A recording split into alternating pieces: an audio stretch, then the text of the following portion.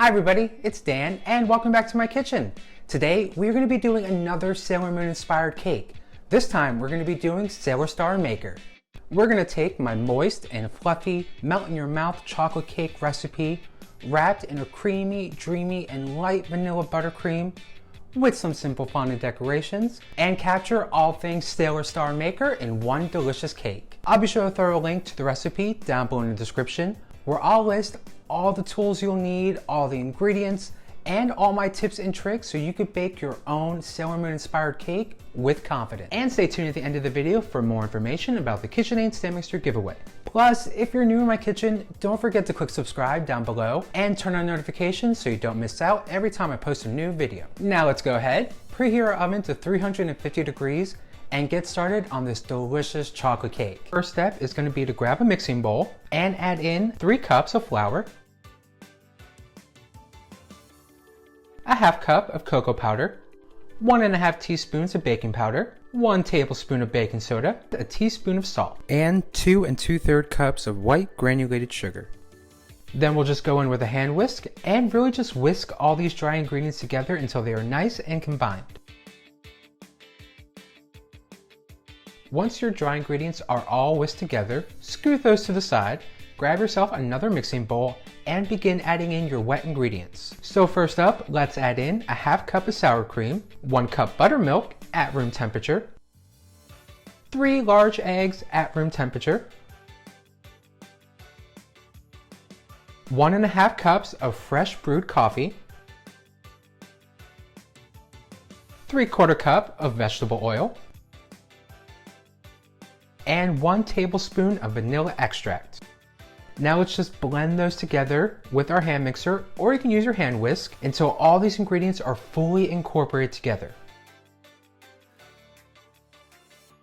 Now with our wet ingredients all blended together, let's add those right into the dry ingredients and whisk them to combine. If you're using a hand mixer, mix these on a nice low speed. If you're using your hand whisk, don't go too crazy or too, gotta mix this up. Just a nice gentle whisk until your cake batter is just combined.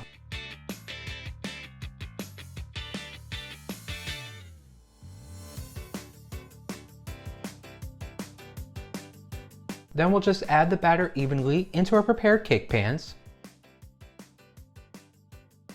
Pop them in the oven and let them bake for a good 40 minutes or until your cake tester comes out clean. So our cakes have baked, they've cooled, I've leveled and halved. Now it's time to fill with some delicious, never too sweet, and oh so dreamy vanilla buttercream. Now you can fill your Sailor Moon cakes with just about anything you'd like. If you're just adding a layer of buttercream between your cake layers, your frosting can have a thinner consistency and hold together just fine.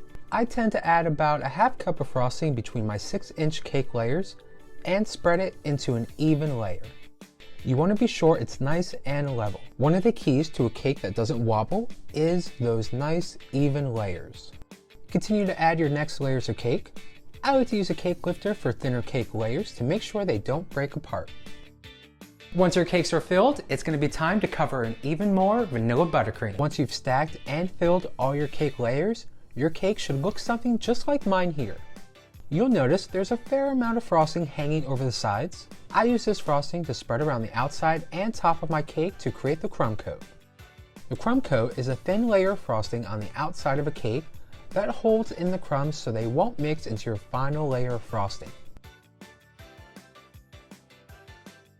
You can always add frosting to the cake for the crumb coat, but I find that having the frosting in the filling layers already spread out to the edges actually helps eliminate any potential air bubbles, which can get caught in the frosting and work their way out, giving your cake a very unlovely, kind of pimply look.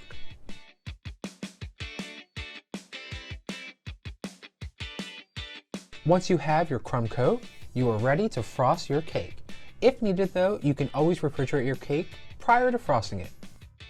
Once your cakes have been filled and stacked with that vanilla buttercream, you're ready to cover with even more delicious frosting. So to get started from here, you'll want your piping bag filled with buttercream. Starting from the bottom of your cake, pipe your buttercream around the edge, trying to keep even pressure on the bag so that the layer of frosting is even. You will have multiple layers of piped buttercream here, depending on the height of your cake. The top layer needs to stick above the edge of the cake though.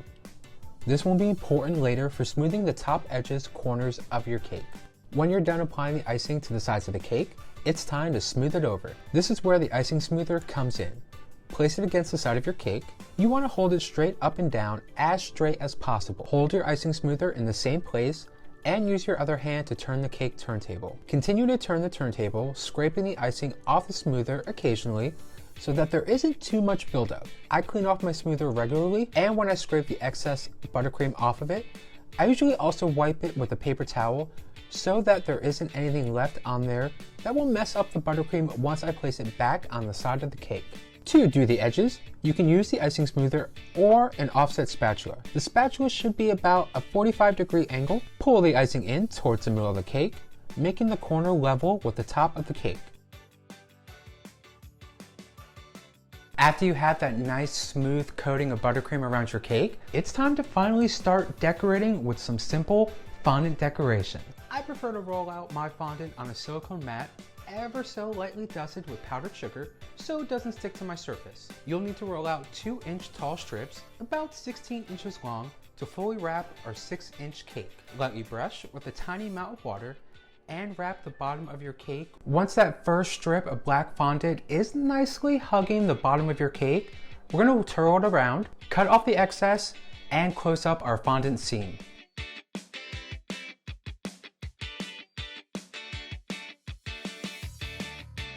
After you have that first black fondant strip on the bottom of your cake, we're going to grab a yellow fondant triangle, lightly brushed with water on the back, and place that inverted on top of that black fondant collar on the bottom of our cake.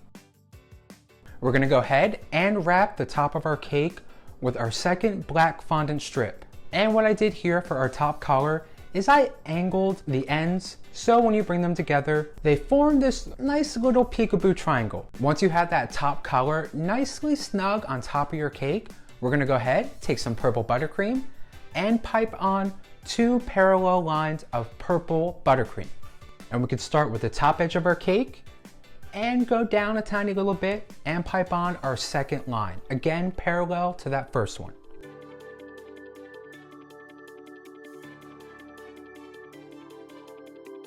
Now we're going to roll some white fondant out on a lightly dusted silicone mat, and using a wing template, which is in that recipe link below, we're going to go ahead and we're going to take our X-Acto knife and we're going to cut out 2 wings from our white fondant.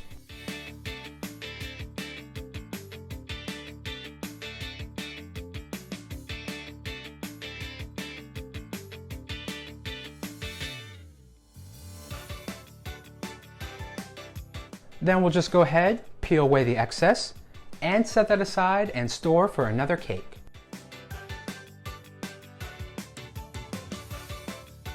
Once you have your white fondant wings, go ahead, flip them over, lightly brush with a little more water, and we're going to go ahead and we're going to place those right on our cake.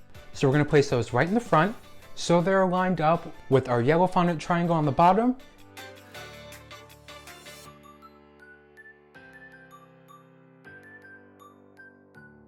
Once you have those nice and centered on your cake, roll out a little more yellow fondant, and this is going to be for our star brooch that all the Solar Starlights wear.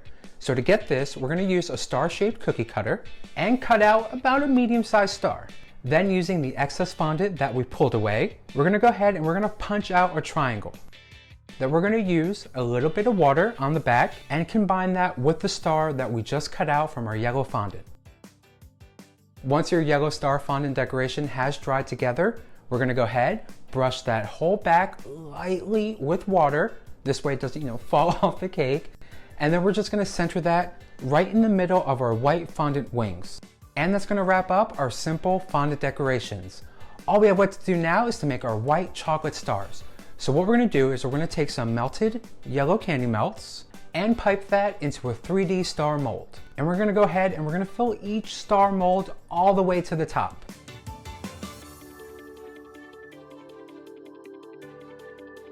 Then with using a small offset spatula or a knife or a spoon, we're going to go ahead and we're going to level those melted candy melts so that they fill the entire star mold.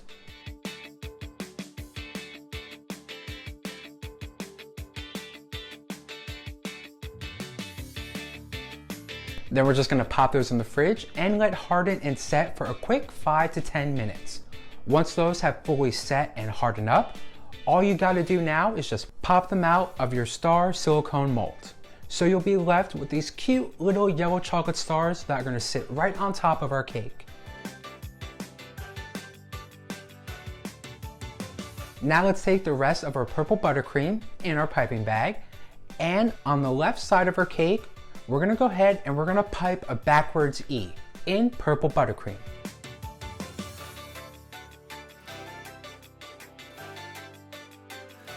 Then we'll spin the chocolate cake around and do the same thing on the opposite side with that purple buttercream still.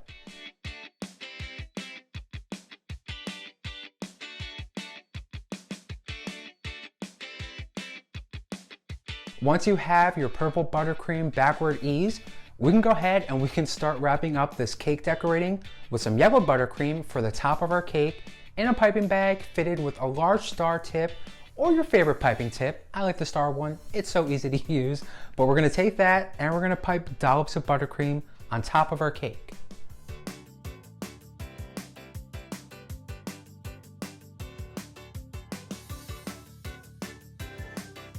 When you're all happy with the buttercream on top of your cake, you want to go ahead and you want to give each dollop of buttercream a yellow chocolate star.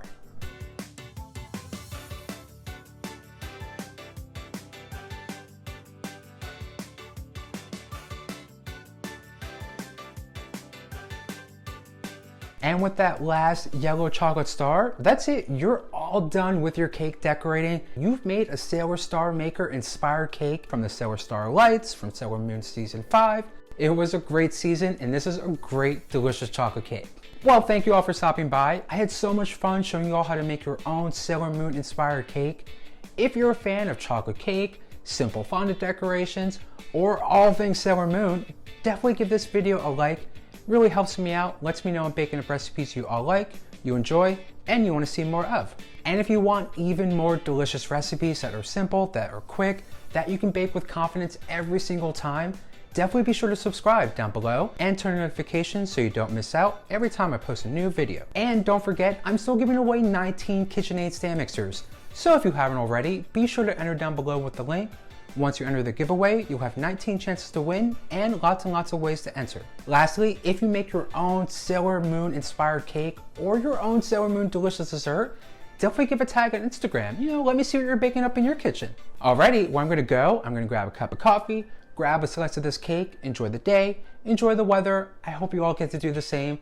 And as always, I'll see you all in the next video very soon. Bye.